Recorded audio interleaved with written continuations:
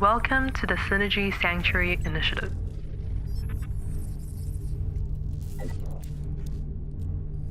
Syncing. Selecting event. Human extinction.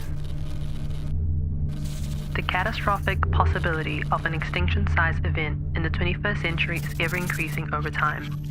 Our continuous pollution to the environment and destruction to ecosystems has led to an equilibrium threshold that can no longer sustain the human race. With the rising population estimate of 9.8 billion by 2050, our irreversible damage has already caused the extinction of hundreds of species. Our extinction is inevitable. Chernobyl, Fukushima, and Hiroshima Island are all prime precedents of catastrophic events.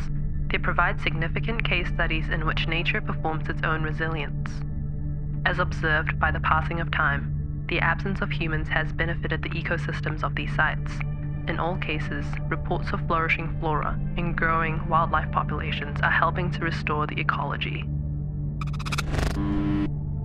As a performative urban proposal, Synergistic Sanctuaries seeks to harness the creative potential of human extinction by introducing the effects of such a catastrophic event in order to recalibrate and restore the broken ecologies of our cities.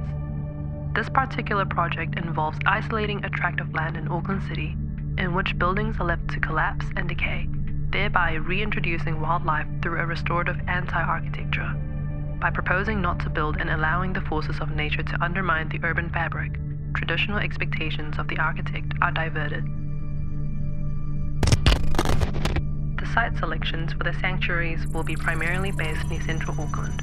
An analysis reveals to us the density hotspots containing high-end habitation and human activities across the city.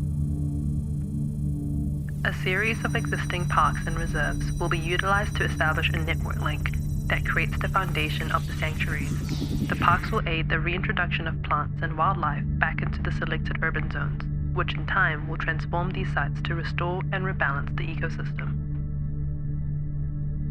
A variety of urban densities were selected to test the versatility of the proposal and to develop strategies to tackle different variations in landscapes, zones, and areas. The implementation of the sanctuaries at the urban scale is categorized into two zones. This helps to aid the visual and physical transition between our city and the sanctuary.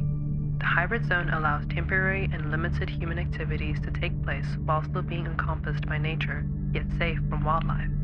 Restricted zones bans all human activities but allows access and is freely ruled by wildlife and nature. The perimeter at block scale is held by placing a recessed landscape element called a ha-ha wall, which creates a vertical barrier while preserving an uninterrupted view of the sanctuary within, creating a physical barrier to contain the overgrowth and wildlife, yet remains visually connected. It's crucial that the sanctuary is not fenced off, which would undermine the concept of total synergy.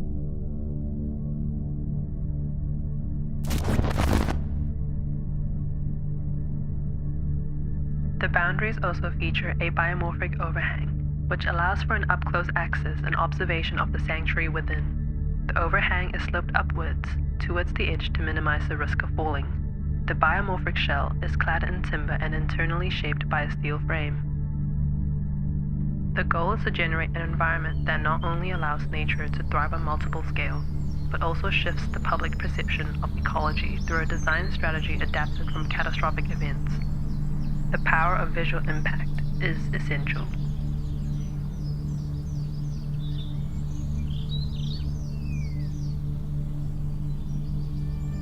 The Synergistic Sanctuary gives an unprecedented view into nature and wildlife within our cities, which is ever so hidden. By proposing not to build and allowing the forces of nature to undermine the urban fabric, traditional expectations of the architect are diverted.